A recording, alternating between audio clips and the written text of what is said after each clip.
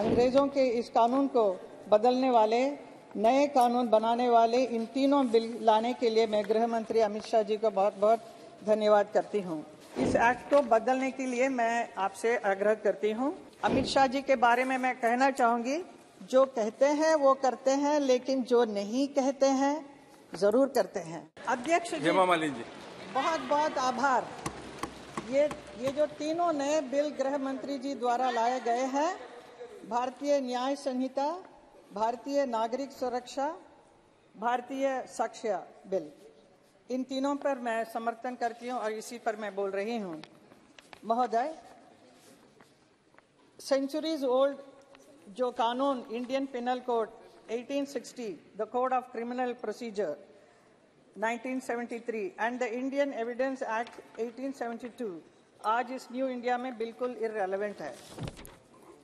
British Ira के loss अपने शासन को मजबूत करने के लिए और रक्षा करने के लिए बनाए गए थे। आज वो अंग्रेजों के इस कानून को बदलने वाले, नए कानून बनाने वाले इन तीनों बिल लाने के लिए मैं गृह मंत्री अमित शाह जी को बहुत बहुत धन्यवाद करती हूं। नया भारत अब विकसित भारत की दिशा में जा रही है, आगे बढ़ रही है। एक और जहां मोदी जी देश का नाम दुनिया में आगे लेकर जा रहे हैं, वहीं हमारे गृह मंत्री अमित शाह जी देश में न्याय, शांति और सुरक्षा सुनिश्चित करने के लिए अथक परिश्रम कर रहे हैं। नए कानून में पेनाल्टी का जो प्रोविजन किया गया है, अपराध और स्पेशली महिलाओं के विरुद्ध अपराध करने की सोचने पर भी अपराधियों के रूह कांपने लगेंगी। नए कानून के तहत गैंग रेप के दोषियों को 20 साल की सजा या आजीवन कारावास की सजा सुनाई जा सकती है। अगर दोषी 18 साल से कम उम्र की बच्ची के साथ ऐसा करता है तो उसे मृत्युदंड देने का प्रावधान किया गया है। आम इंसान को एक क्लिक पर मुकदमा की जानकारी मिल सकेगा। इसलिए 2027 तक देश की सभी कोर्ट को ऑनलाइन कर दिया जाएगा ताकि मुकदमा का ऑनलाइन स्टेटस मिल सकेगा। हर पुलिस स्टेशन पर जिले में एक ऐसा अधिकारी नियुक्त किया जाएगा जो अपराधियों के काले चिट्टे का रिकॉर्ड रखेगा। इन नए कानूनों से भारत अपराध मुक्त बनेगा और सभी नागरिकों को समय से न्याय मिलेगा, उनके अधिकारों की रक्षा होगी।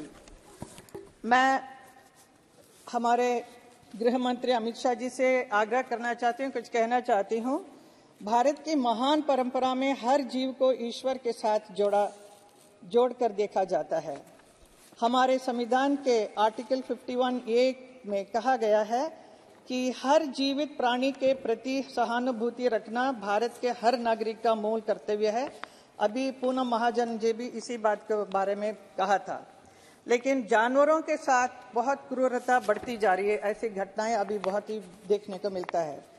हाथी, गाय, बैल, बंदर, कुत्ता, खच्चर ऐसे एनिमल के साथ बहुत ही दुर्व्यवहार करते हैं, अत्याचार करते हैं।